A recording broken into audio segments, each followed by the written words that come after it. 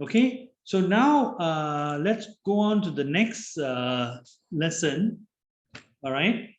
After giving it a bit of thought, I realized that this may be a bit too much. Okay. Initially, I wanted to show you how you can actually build a desktop application on Codelab, and uh, based on my previous class, my experience with some students, they actually preferred to learn how to install uh, Codelab on their machine, on their home PCs, rather than having to install it on Codelab, because Codelab, it's only for that connection where it exists, and then after that it's no longer available. So this wasn't the direction. So you can see that I have actually put up the code for you to convert your Codelab machine into a desktop, but this was not preferred. So I'm thinking maybe it's also a bit technical, because it goes into like but although it's technical, you just have to just keep running this, and it creates a service for you out of the Colab to focus on, for you to build applications. But again, it will only survive, it will only be alive for that particular period. So that's why I'm thinking of abandoning this idea and just showing you how I do it using an integrated development environment, like, for example, Python, for example. I'm sorry, Visual Studio Code, right? So this is what I actually use to build my Python applications. I don't actually rely on Codelab, okay? So this one would require you to install some software on your PC, all right? On your PC or laptop or stuff like that. So just for you, just for information purpose, okay, for those of you who have interest in using an open source tool in your desktop so that you can carry the content with you wherever you go. It's exactly the same as Codelab, all right, but with slight changes, all right. So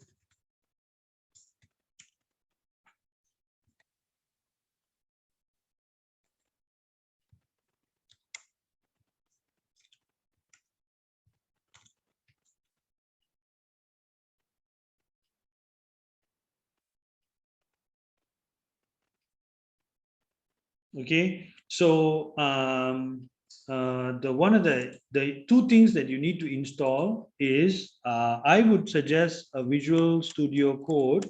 Okay, it's a product by Microsoft, but it's free.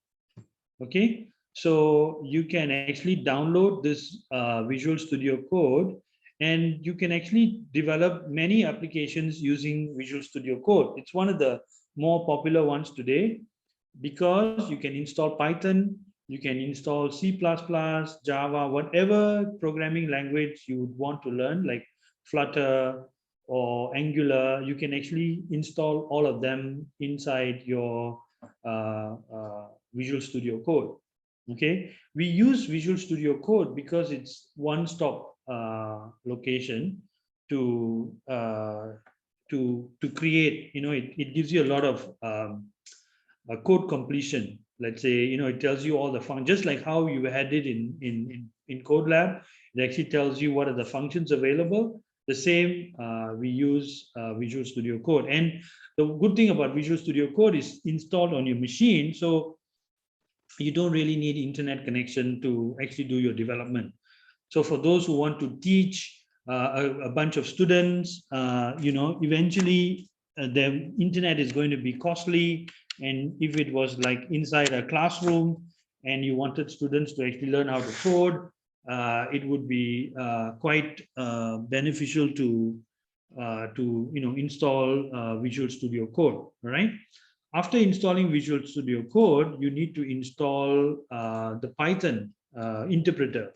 Okay, Python. You just put Python download. Okay, you can go to python.org and you can actually download the Python version. So they already have 10, but I'm using 9. So you have, this is, oh, okay, it's in October.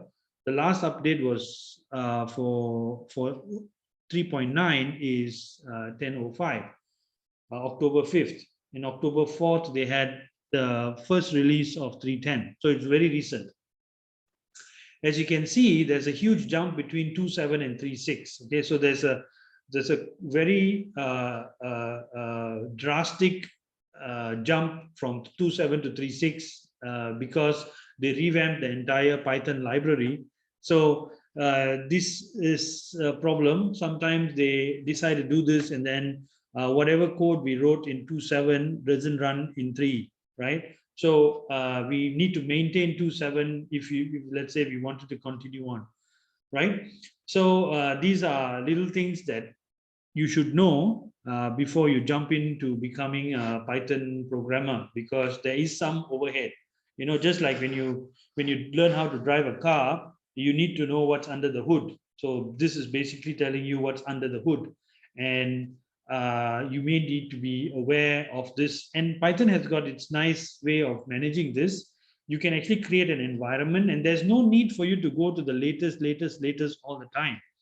Unless something you want to do breaks and then you find that you need to move, then you can, because most of it is just reorganizing the same thing over and over again. If you actually remember, if you're a dinosaur like me, when Windows first came out, Windows 3 point something, if you remember Excel and Word and all of that, and if you look at Excel and Word today, actually nothing has been improved. It's just that there's no new feature that's been really added. The features were always there. Mail merge was there, content writing was there, figure out table of figures, everything was there. It's just that the newer version just reorganized the same features and functions so that it's easier for you to access. The menus are much more clearer, much better organized. That's all. All right. So the same thing is happening for these languages, because they pretty much can do everything from day one. It's just that it's reorganized and reorganized and reorganized for it to have a better version. So this is just so you need to understand that when you have Python, you need to make sure you have the right version and how you're actually running it. So if you want to see the version, you can actually go to your C drive and then go to your program files. There will be a folder called Python, if I'm not mistaken.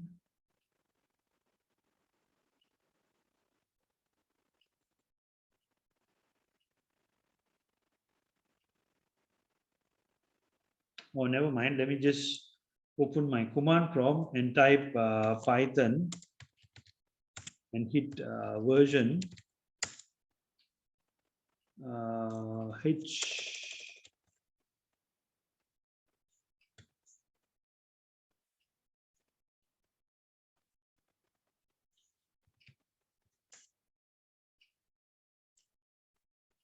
It's giving me a lot of junk.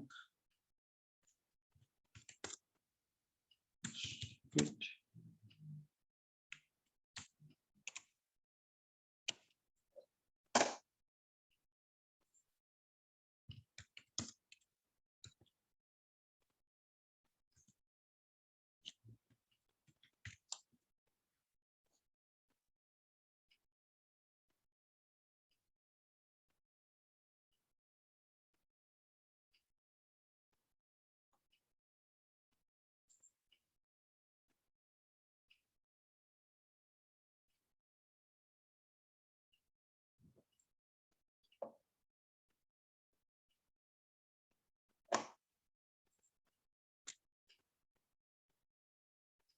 I think I forgot one more dot dash.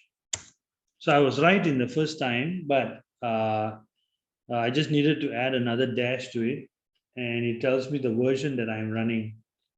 Okay, so if you want to know where is it installed,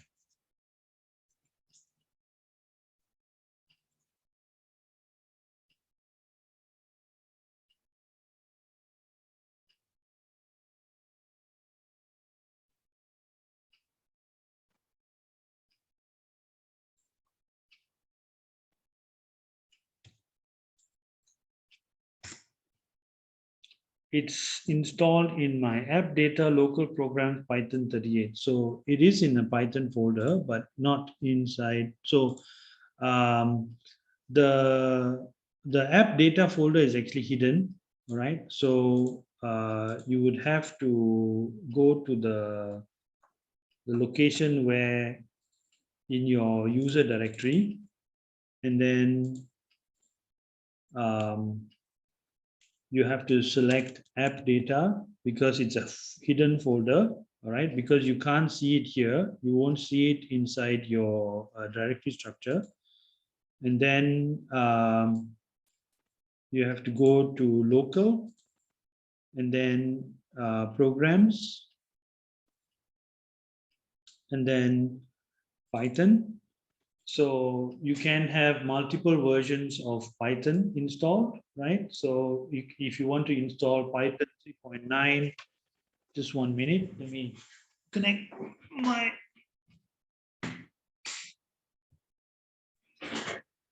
Python 3.9. So by installing the software here, you will actually create Python 3.9.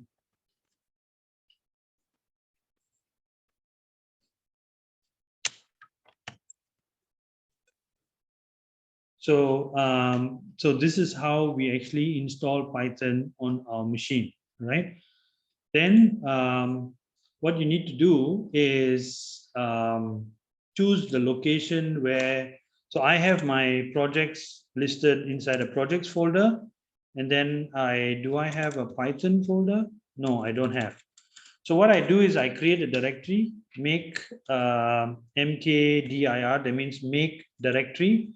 And so I would say Python hello. This is my Python hello direct. I'm creating a directory called Python hello, or you can even open your browser here and then go to, I have my projects here. I can actually create new folder like this, also possible, but I'm not going to do that. I am going to use the command line. All right. So just by doing this, I will create a directory. Now I can do change directory, cd, and then type Python. You can see Python hello is there. I just hit tab and it will cycle through all the PYs, right? So I kind of organize my code so that PY means I know it's a Python project. I hit enter. I'm inside my folder now, right? What I do is I just type code. All right, I'm going to close my Visual Studio Code. Okay, I'm just going to type code space dot. Okay, when I hit enter, you can see that it's going to launch my Visual Studio Code. And the Visual Studio Code is going to be inside the Py hello page directory. All right. So it's nice. It's given me, so I can actually create a file. And usually the first file is the main.py. Okay. So when I create a py file, it automatically opens it here. So I can actually start now my exactly what I did in Python in Codelab. I can do it here. All right. Not ed. Then I can do my data. I can create it as an array. Remember my example. And then data frame is ed. Just wait a while and it should pick up. No, it's not.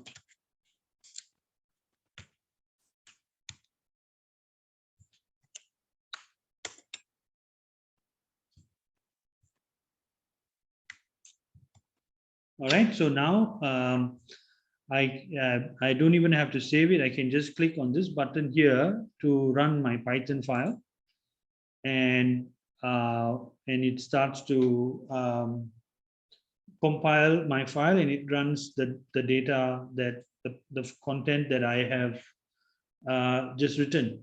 All right. So now what I have done is use an internal interpreter.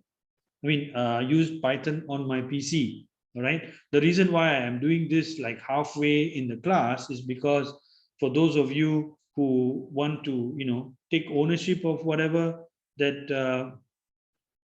that you have done, you can actually do it like so. All right. And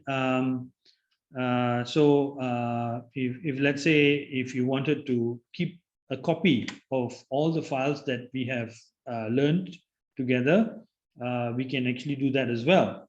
All right. So what I'm going to do now is, so I hope you understand how to. Does everyone been able to install VS Code and be able to? Does anybody need any help? You can actually share your screen. I can help you through. For those who are keen on using your niche, it doesn't take too much computing or too much space.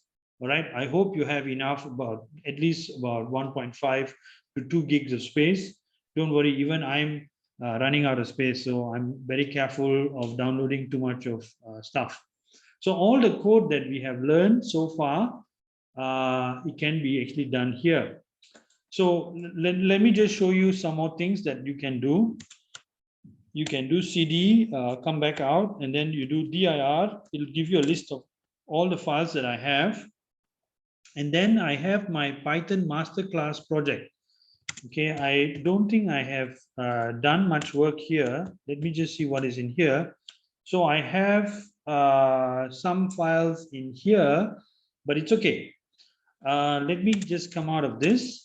All right. So what I want to do now is there's another software that is also very useful for you to download, which is called Git. Okay, Git. Git also, I think, has got the same application. So if you look at the browser, we can actually download. You can type download Git for Windows.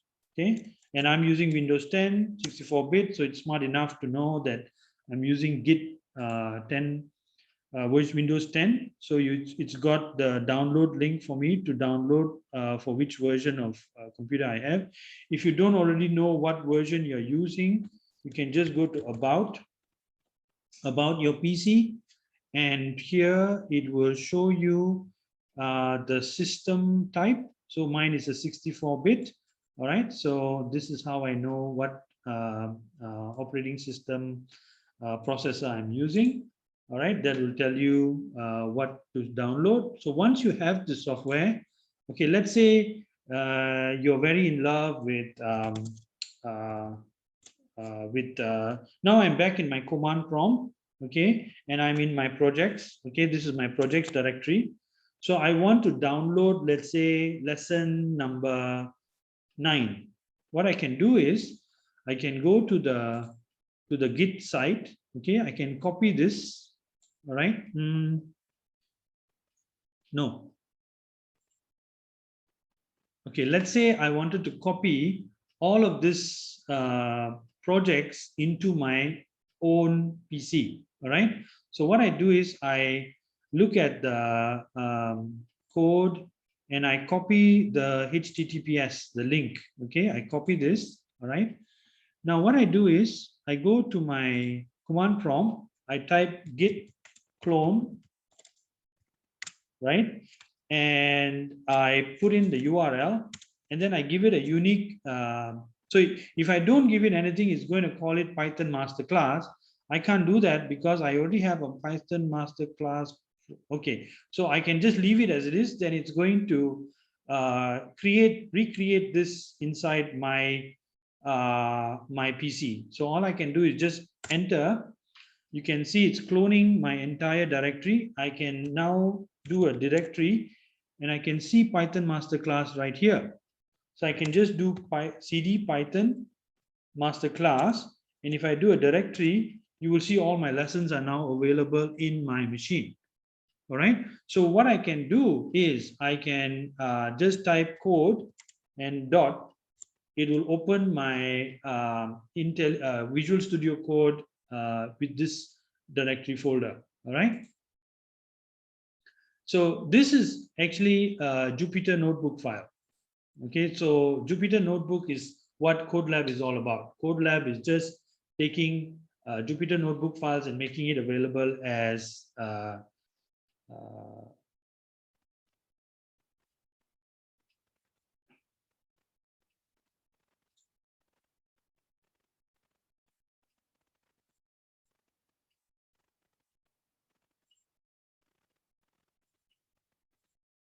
so you can see the the ease of you exactly have whatever you had on the browser now on your PC. Okay, so you have the ability to go back and forth.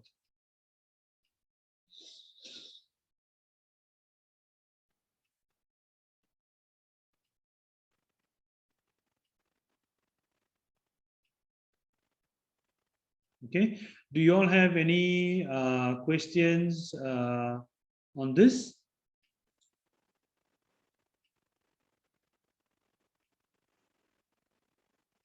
No, there is no link between what you have and Colab, because Colab is actually owned by me.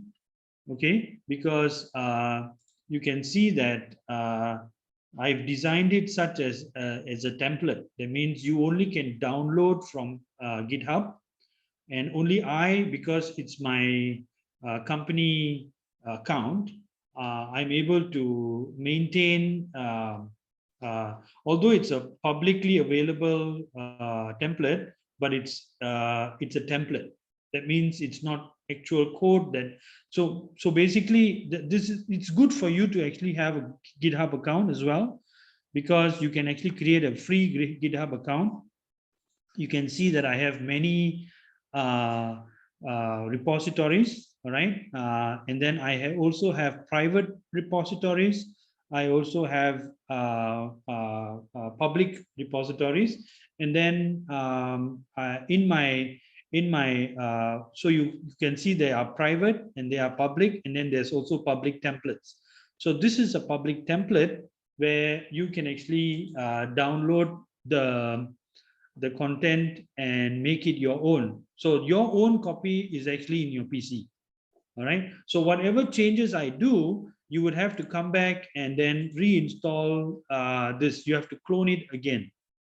So you would have to use the Git account to clone the repository again. Okay. So that would be your copy. So it doesn't sync. There's no link between your PC and the GitHub.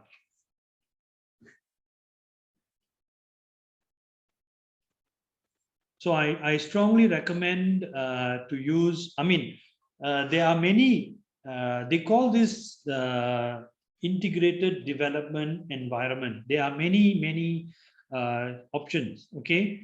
There is the Android Studio for Android development.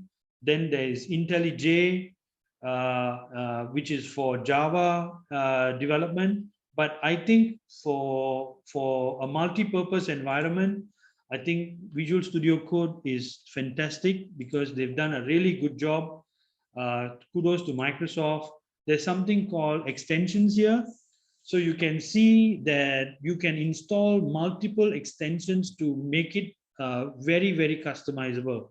So if I looked at my installed version, this is one of the reasons why I'm in love with IntelliJ. I'm sorry, Visual Studio Code, is because I do a lot of work in Java, and I do a lot of work in Python. I do a lot of work in Flutter, Ionic, iOS, Android. So all of it actually can run off um, Visual Studio Code. All right. So that's why I highly recommend Visual Studio Code. It's free. All right. Now be careful that there is another Visual Studio without the code. Okay. And that is called 2019 or 2020. Okay. This one is not free. This is paid. Okay. So there is Visual Studio and Visual Studio Code. Okay. They have a community version.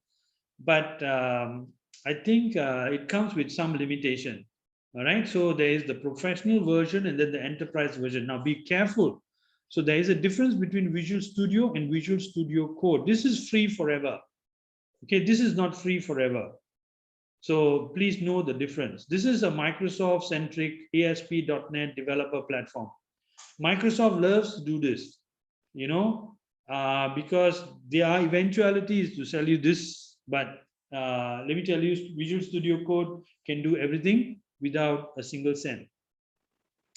So Visual Studio Code is what you want. And look at the icons. They are almost the same, almost, but not the same. Okay, Visual Studio Code doesn't trap you. This one, it's got that little trap there to trap you for life. So this one you have to end up paying a licensing fee, and then you can see they have a professional version, enterprise version, and all that other stuff. All right, so know your stuff so that you are not blindly sucked into any sort of a long-term commitment, because I am not promoting Microsoft products. I have got no vested interest. For me, it's purely to get the job done, and I think Visual Studio Code is ideal for this purpose. One of the reasons why I started off with Colab is because, again, it's highly very low in terms of resource requirements. That means you can just open your browser and then you can start coding. All right, now since you are comfortable, you like it, I'm assuming you like Python, you are comfortable with Python, there would be some things that you want to keep private or you want to work offline. You can do all of that with Visual Studio Code. Okay, so like I showed you just now, you can download the files, and then it's got pretty nice interfaces for you to look at CSV files. Then you can decorate the README file, and then you can look at text documents and so on and so forth. So it's intelligent enough to give you the icon to tell you what sort of file you're looking at. Okay, so that's why I kind of like it. And then you can also connect it to your own repository. So this is actually GitHub. Okay, this is GitHub. GitHub, that means it's going to connect to your own Git. You can also open the terminal, like a new terminal, and then you can say Git login. You can actually log into Git to see Git login is not a command. Git help, Git column, Git.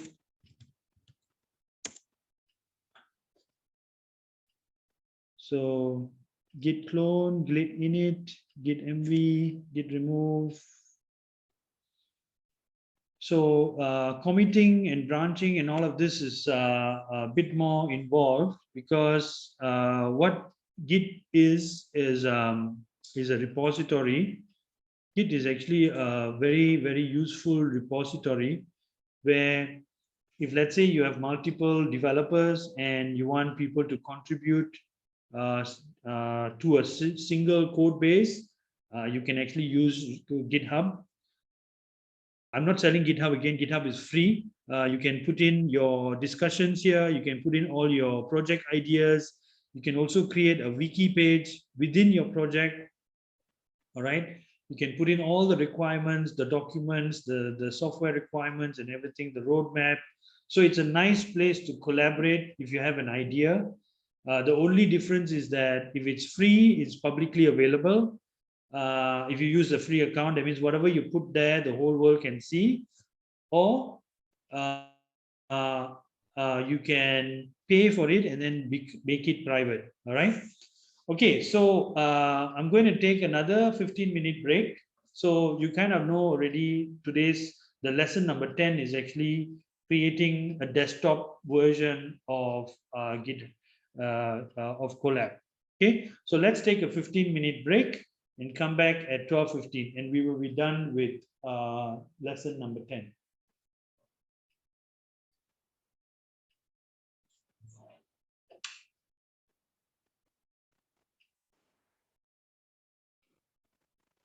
Hi, everyone. Welcome back. since we are on this topic of creating a desktop application. Bluetooth device is connected successfully. Sorry for that interruption.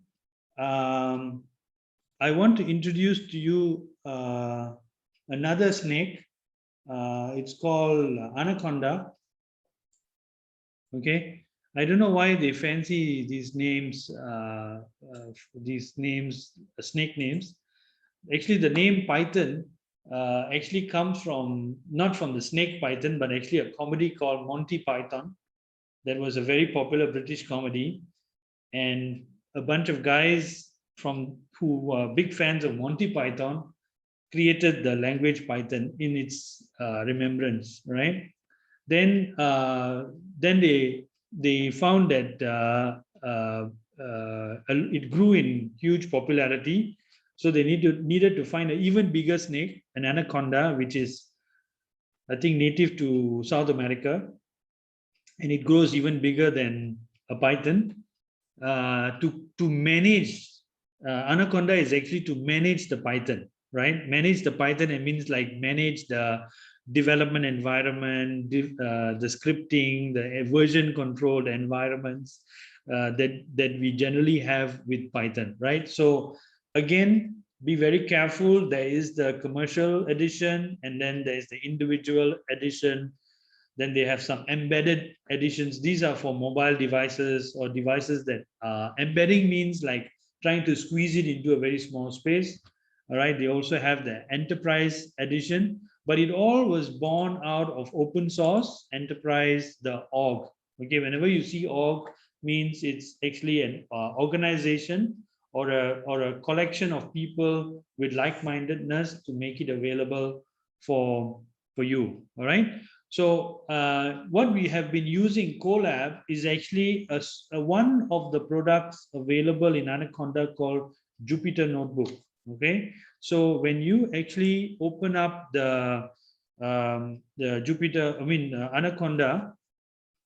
Anaconda is nothing but a collection of applications. Okay, it will install the Python, install the editor, install an integrated environment, everything for you in under one roof, right? So that's why a lot of people like to use Anaconda to get started with Python programming. All right. So when you install Anaconda, all right, you can actually choose whether you want to have integrated environment similar to Python VS Code that I showed you just now. So you can write your code here, and then you can run it, and then you can see the output here, and you get lots of features and stuff like that, similar to Visual Studio Code. So you don't have to use Visual Studio Code. It's worth one of my recommendations. You can also use Anaconda. Anaconda comes with a collection of applications, and you will see you can also use Jupyter Notebook. All right, and Jupyter Notebook is exactly what we have been using in our Codelab. If you notice, this is exactly what we have been using in Codelab. So what Google has done is they have created one big Google Colab running on Jupyter Notebook. All right. So whatever we did on on Colab can actually be run on your machine using Jupyter Notebook. All right. And the file names are also this extension IPYNB is actually Python Jupyter Notebooks. So that's why when you create file, they call it notebooks, because it's actually making a reference to Jupyter Notebooks. All right. Jupyter also is spelled with a Y. Jupyter. That means it is just-in-time compiler for Python code. All right. So they have actually made it easy for you to take advantage. So you can see the look and feel of the Jupyter Notebook is exactly like what we have been learning in Colab. You can write code, then you can have text, and then you can have code and text and code and text. You can move it around. You can add new lines, you can save it. All that good stuff that we did with Colab works exactly the same way here. All right, but be careful to note that the directory structure now has to be pointing to the files that that means there is no content, whatever, you know, like see, the files are directly here. So when you're running your Jupyter Notebook file, I think in lesson 6, just be mindful of the path directory. All right, so this is still pointing back to GitHub, so that will work because this will always be there. All right, so these are little things you got to make sure. For example, this one, sorry, for example, I think, yeah, this example will work fine. But in certain cases, like in today's case, we had a Python file, we had the Excel file that we wanted to read. Okay, so there is no folder called content.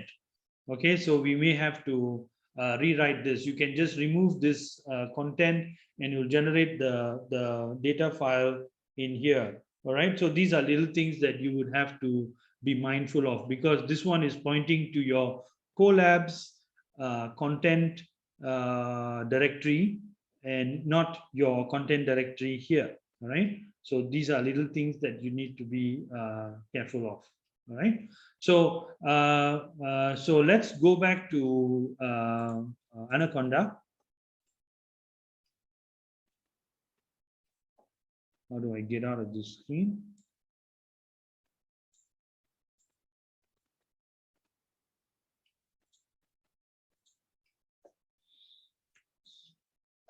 Okay, it's a bit,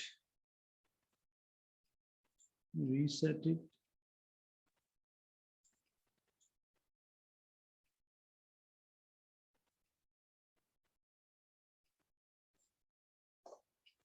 My screen is not responding.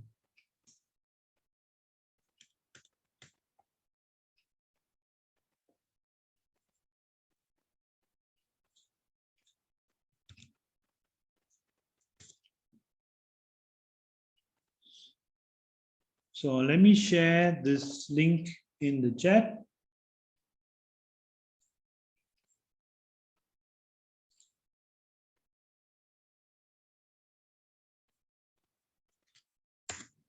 Okay, so I never stress on any one way. You can choose which is more comfortable for you, whether you want to use Colab or you want to use Anaconda or you want to use Visual Studio Code.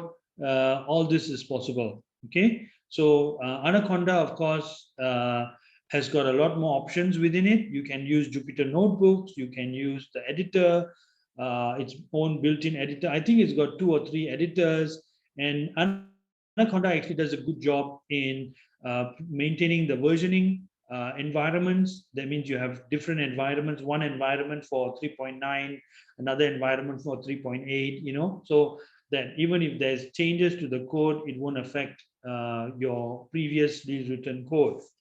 So there are some nice things that Anaconda brings to the table. Actually, all of them have a nice advantage. Okay, so the question now is, which is actually beneficial to you? If you're just learning Python for fun, Colab is good. If you are learning to deploy Python in an enterprise environment where you have a lot of integrations taking place, then Visual Studio would be advised. And then if you are a teacher and you want to be able to teach Python to a group of students, then I would suggest use Anaconda, because everything is inside the network. There's no internet connection required, so much of internet stuff. You can do it within the class. So it's really catering to all the different types of user groups, and you basically have to choose which one is actually recommended for yourself. So I leave that to you to choose which is the best tool.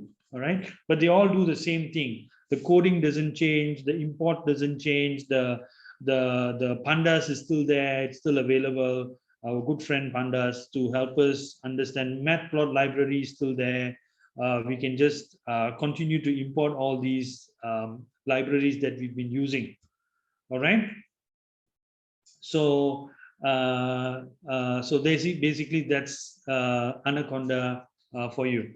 All right. So when you launch Anaconda, it will launch the navigator. Okay. So you can see it's got a bunch of software. All of this is now inside Anaconda. Okay. You have a data store. You have IBM Watson Studio Cloud.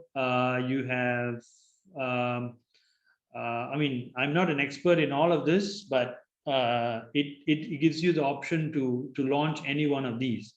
All right. So what we have been doing is we've been using Jupyter Notebook, all right, on the cloud, which is Colab. And then you also have IBM Watson. If you don't know what IBM Watson is, IBM Watson is supposed to be the Sherlock Holmes equivalent, the apprentice with Sherlock Holmes, Dr. Watson.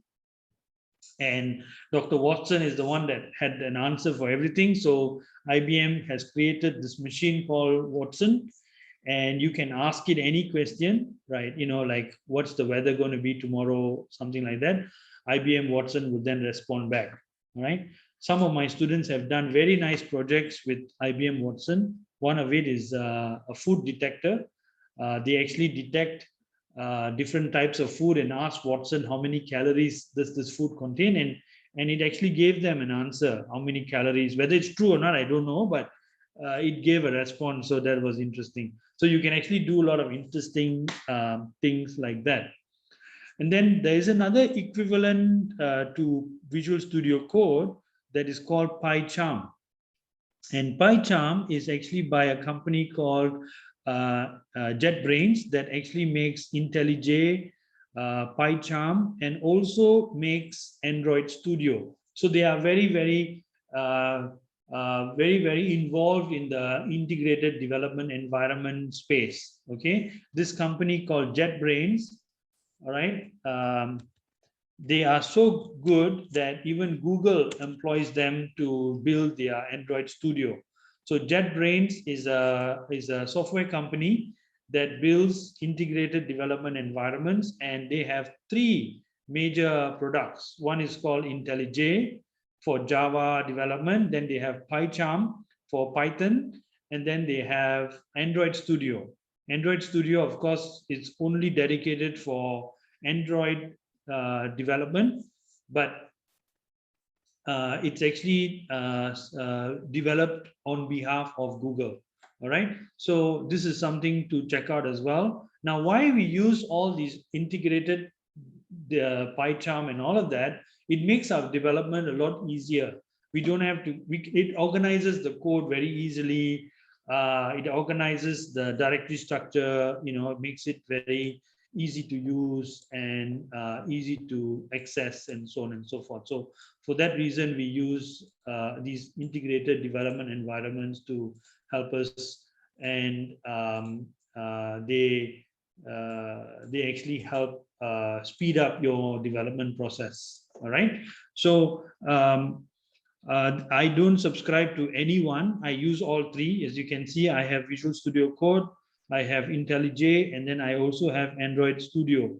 All right. Although it's by different companies, but I feel that they are specific in their purpose. You know, like you always wondered why someone has got a BMW and a Mercedes, right?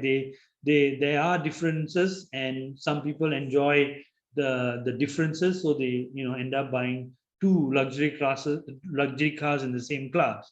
All right, so just like that, there are differences in IntelliJ and Visual Studio Code and Android Studio once you get into this programming stuff. So this is only to help you do more in a shorter period of time. So once you become more comfortable and writing a lot of code, like in the next class, okay, we are going to do machine learning. Okay, don't be overwhelmed by this, because machine learning will entail what is that? I think it's machine learning is going to talk about how machines actually learn, and you will find that now your reach is going to be a little bit more than just writing Python. You're now going to solve problems. You're going to start predicting. You're going to start making an assumption, and then you're going to evaluate whether my prediction is correct or not. And that's how a machine learns. All right. So sorry for the spelling. Um, so so that's basically preparing you for the next journey, where we're going to talk about how a machine will learn and how is it going to predict, and that will require you to understand basically like all what we have done. We have done matrices, we have done linear algebra, we did pandas, we did plotting. All of those things that we've learned is now going to be put under one roof. All right. If ever you wondered why in school we learned so much of maths and never made any use of it, now this is going to actually make use of all the mathematics you've learned until Form 5. All right, all the calculus and all the quadratic equations that you've learned actually will be put to use now to show you in there is no mumbo jumbo. It's actually mathematics that is doing the prediction.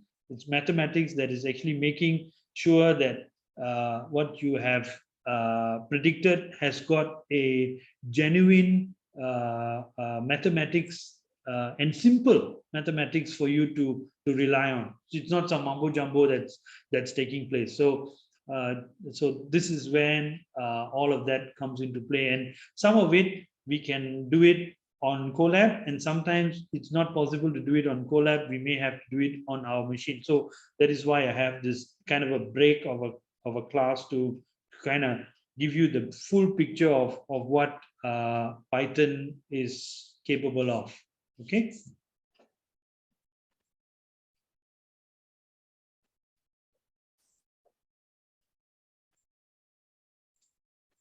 So you all have been very, very patient for the past, I think, 9 weeks already or so.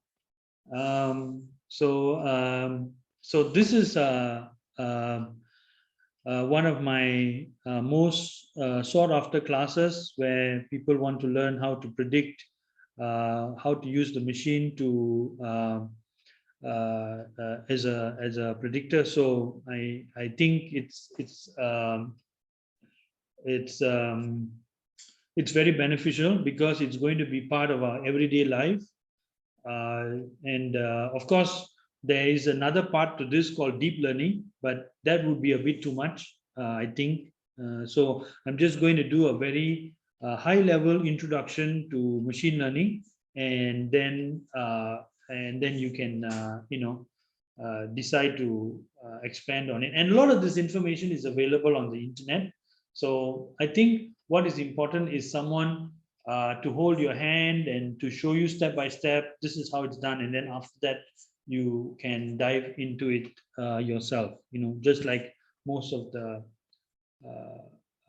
other technologies out there. We all need a stepping stone to get started, and then after that we are a bit more independent. Okay, so I would like to dedicate the next few minutes to answer any questions, to relieve any doubts. If you're having any ideas of a project that you would like to do, I would like to hear it. Copyright free, of course. Just share what you can share.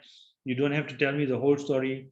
I would like to help you on if you have any ideas that you would like to build.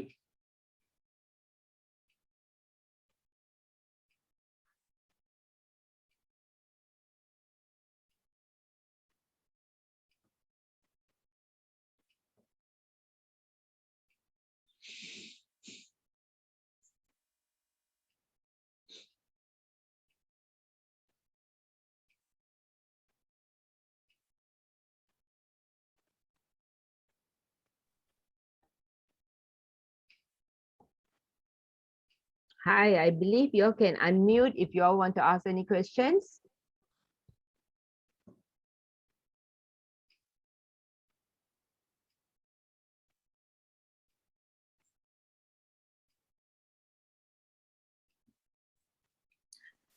Mr. Kana, if you're looking at you're talking about machine learning, or is it what we have done in the just now before? Questions about projects. No. I'm just saying that the next lesson, next Okay. week, we will be starting with machine learning. Okay, all right. Yeah, not today. Sorry, I zoned out there for a while.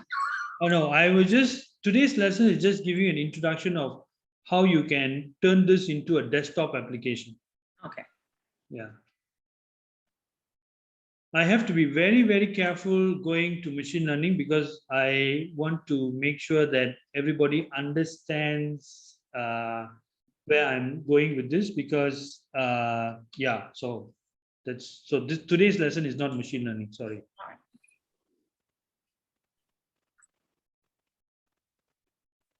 I'm sure all of you all are curious to know about how machines learn, right?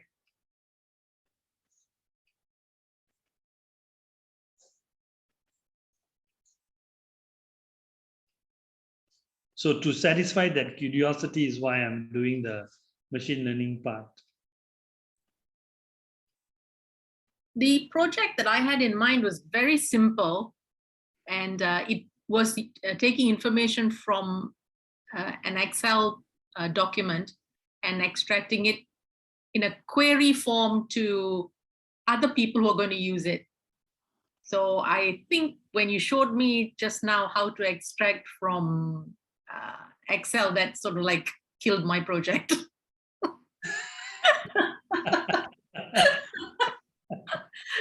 So, you know, we've got a database, but the people who are using it are not familiar or friendly, familiar with, you know, things like filters and simple things. So I'm just wanting to create a command page where they can put in what they want, and then the outcome is available to them. Okay. So right. that's what I'm looking at, and going with what you've done so far, I think it is possible. So. Oh, yeah. Okay. So let's say I have this Excel sheet right now, right? And how I would go about it is obviously create a new notebook, okay? And then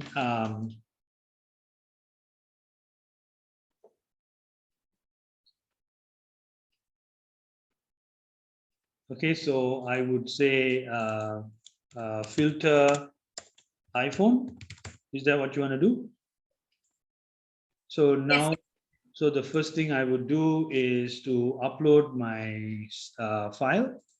So here I can just upload the file that I downloaded from here. So once I upload this, I can connect to my content. So I would need to import pandas as PD, and then my data will be PD dot read Excel, and then put in content and then the file name, or I can even copy the path and put it here. Just remove the junk here. So that will then take in my content. Now I can run this, so it will implement that. So the next one is you want to get a filter, right? So you can actually use input and you can say, oh, what is it that they want to filter? So let's say I want to filter, sorry, it should be like this. I want it to be a string, right? So I wrap it around that, and then I put in what do you want to filter? All right, so you can actually ask the question. And so now what is it that you could possibly filter is by let's say by I want to know. So here it's doesn't have the column name, so that's a bit of a mistake in terms of how the data was. So let's just quickly look at our data and see what we have. We don't have any headers, so that's not good. By right, we should have the headers here as name. I would call this OS. This is start. I'm just and okay, what are these values?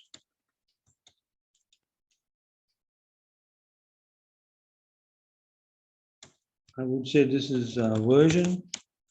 This is duration. And then this would be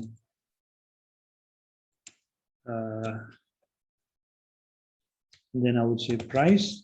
The reason why I'm doing this is because I don't want to rename the columns again, so I can upload the file again. So it's always important to. So what I'm going to do is I'm going to delete the file, and I'm going to upload again the same file. Wait, just to make sure, I want to file save, so that I make sure I upload the correct file.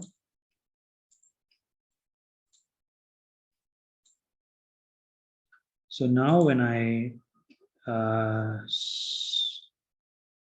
have to run this again, then I run this, you will see that there is some labels on top of it. Okay, so so now I can do a filter. So let's say I'm asking for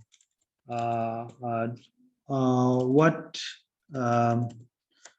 name of phone, right? So you're actually creating an input, and then we can filter the data. So filtered data can be data where data name is equal to filter. All right. So this will then display the list of filtered data for me. So so now we got to be exact in terms of what we want the name to be. So if let's say somebody keys in iPhone 11, let's say, so what's going to happen is, so let's say I've already uploaded the data. Now I run filter. So filter is going to ask me what phone name. So I'm going to put in iPhone 11, and it's going to give me the result of that particular column, that particular row. So you've actually made it easy for those who do not know what's inside the data to actually filter records. Is this an example that would make sense to you? Yep, great. Thank you. Super. Yeah. So you see how easy within like 3-4 lines I can, manipulate the data set and generate the output. I really appreciate that, Radha. Thank you very much for throwing your idea out there and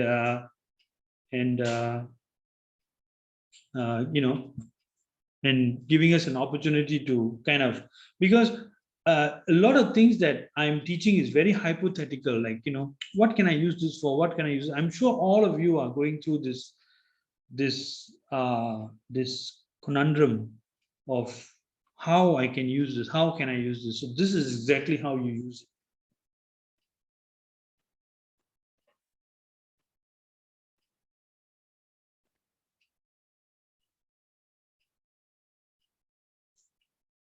So you got to pay attention to the nuances, like how I have defined data with a square bracket.